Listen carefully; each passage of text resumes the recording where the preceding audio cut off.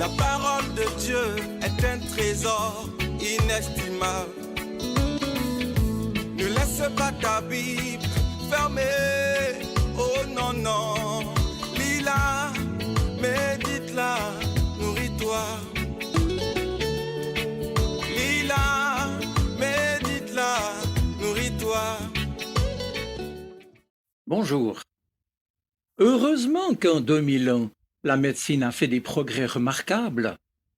Eh bien, c'est d'abord à cela que j'ai pensé quand j'ai relu ce texte de l'Évangile de Luc au chapitre 8, dans lequel il nous est rapporté que Jésus passait dans les villes et villages pour y prêcher et annoncer la bonne nouvelle du royaume de Dieu. Les 12 disciples l'accompagnaient. Ainsi précise Luc que quelques femmes qui avaient été délivrées d'esprits mauvais et guéries de maladies. Parmi elles, il y avait Marie, appelée aussi Marie de Magdala, dont 7 esprits mauvais avaient été chassés. Et puis Jeanne, femme d'un administrateur d'Hérode, Suzanne et plusieurs autres encore, qui utilisaient leurs biens pour aider Jésus et ses disciples. Voilà, mes amis, en ce temps-là, lorsque Luc rédige donc son évangile, la médecine et ce que les spécialistes, les théologiens appellent la démonologie, tout cela était lié. Et pour le dire brièvement, le corps et l'esprit, la santé et les valeurs morales n'étaient pas vus comme des réalités indépendantes. Ainsi, étaient alors considérés comme possédés tous ceux et celles qui manifestaient durablement un comportement des plus étranges, des plus déraisonnés, hystériques, fous, schizophrènes, tout cela qu'on ne pouvait qu'attribuer à un esprit mauvais ou démon. Cela dit, il n'est pas inutile de rappeler également que dans un autre passage des évangiles, Jésus, parlant du mal, évoque un ennemi qui ne tue pas seulement notre corps, mais notre être profond et notre corps aussi. Et Jésus nous appelle à prier pour que Dieu nous délivre du mal, qui nous déconstruit en somme. Cela, me semble-t-il, s'accompagne alors pour nous d'un appel à chercher en amont de nos maux ce qui pourrait en être la source, et aussi bien entendu à nous appuyer sur l'aide de Dieu pour un chemin de délivrance et de guérison. Mais revenons à l'évangile de Luc, qui, précisément au chapitre suivant, nous relate également l'épisode d'un enfant possédé. Pour nous, lecteurs du XXIe siècle, ce récit nous paraît décrit à la manière d'une personne qui souffre d'épilepsie. Or, il était bien entendu difficile à l'époque de discerner ce qui pouvait réellement relever d'une possession ou d'un problème physique, et avec nos connaissances actuelles, on pourrait même préciser d'une souffrance médicale ou alors psychologique. C'est sans doute la raison pour laquelle Marie, appelée aussi Marie-Madeleine ou Marie de Magdala, est ici dans notre texte décrite comme ayant été délivrée de 7 démons.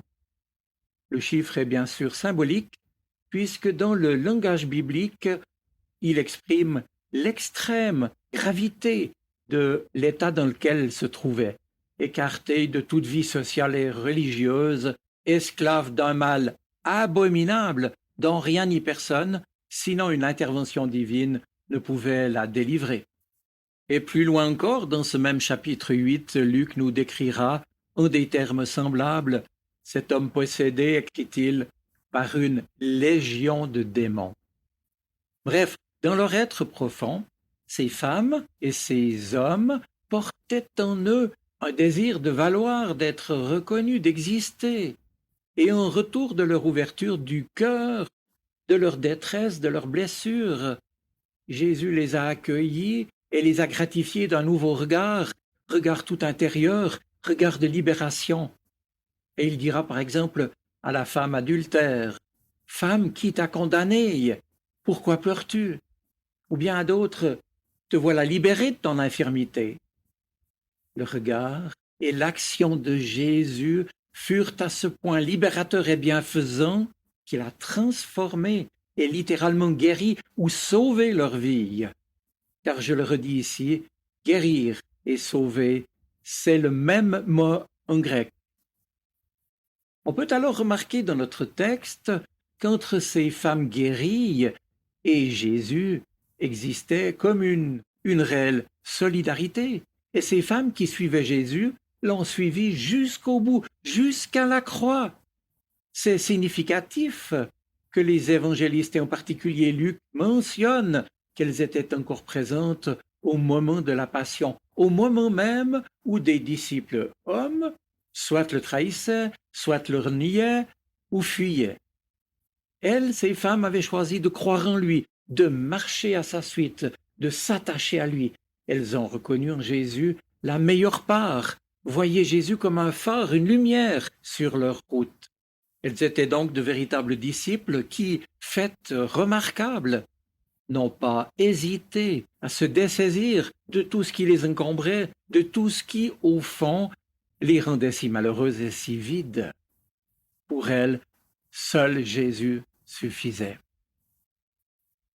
Mes amis, aujourd'hui, il est heureux que nous ayons appris à distinguer les causes et les conséquences de ce qui est maladie et souffrance, et pas forcément lié au monde des ténèbres, comme certains jusqu'à un passé récent l'ont décrété trop souvent, sans un examen médical sérieux, ni non plus sans une réelle expérience de discernement spirituel. Oui, mes amis, méfiez-vous des charlatans en l'un ou l'autre domaine. Or, sur cette question délicate, l'expérience avisée et prudente des moines au désert, déjà au IVe et Ve siècle, a été instructive et sage, puisque ces hommes d'une grande spiritualité ont notamment montré aux chrétiens que la prière, le combat spirituel, protège nos cœurs, assaillis de pensées et de troubles qui ne sont, c'est vrai, pas toujours de notre fait. Et si ceux-ci, bien entendu, ne sont pas toujours extérieurement spectaculaires, ils n'en sont pas moins réels et nécessitent, nous ont-ils enseigné, un discernement éclairé. Mes amis, aujourd'hui, il est heureux que les médecins, les psychiatres, les psychothérapeutes, etc., peuvent utilement apprendre à collaborer entre eux, mais aussi avec d'authentiques ministères chrétiens de délivrance spirituelle. Et il n'y a aucune raison de s'en priver.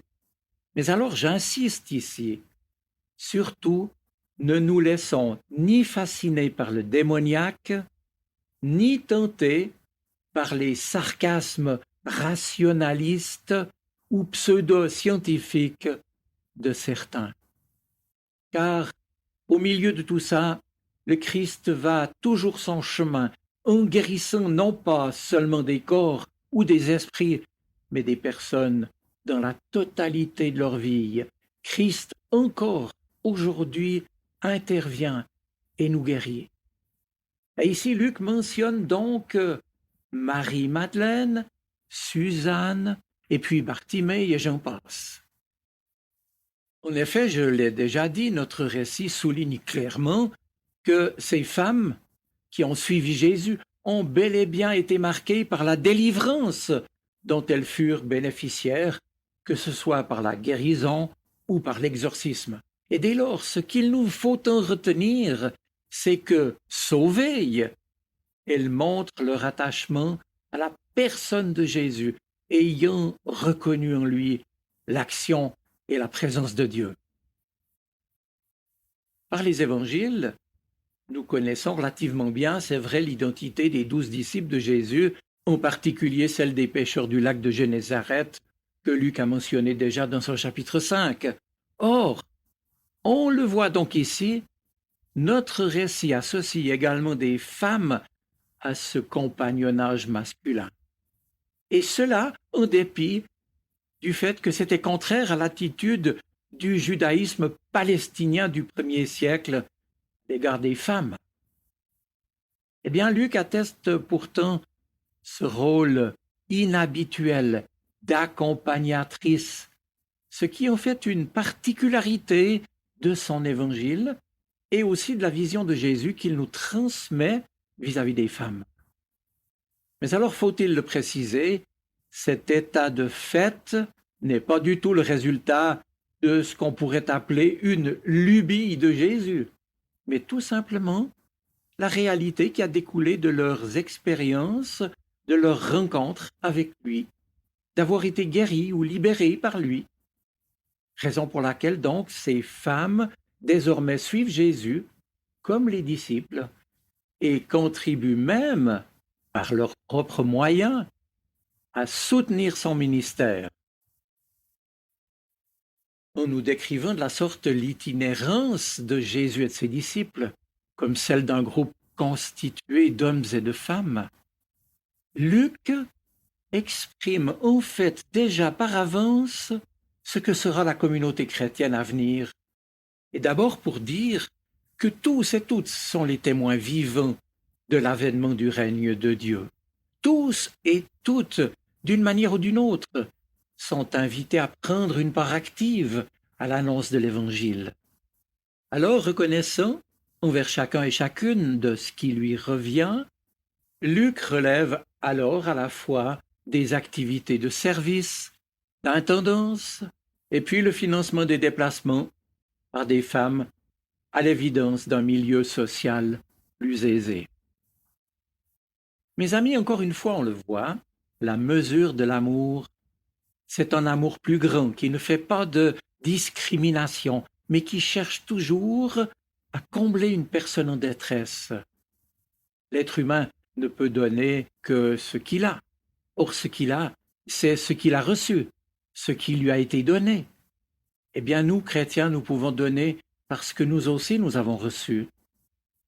L'amour, de ce point de vue, n'est qu'une réponse à un autre amour. Ainsi, la chaîne de l'amour, si je puis dire, se construit parce que fondée sur la gratuité et sur la reconnaissance. Alors, telle sera ma conclusion. Ceux et celles qui suivent et servent Jésus, en prenant sur ce qu'ils ont reçu, ne font donc qu'exprimer en retour ce que le Seigneur a fait pour eux. Je vous souhaite une bonne semaine. Soyez bénis. Amen. La parole de Dieu est un trésor inestimable. Ne laisse pas ta Bible fermée. Oh non, non. Lis-la, médite-la, nourris-toi.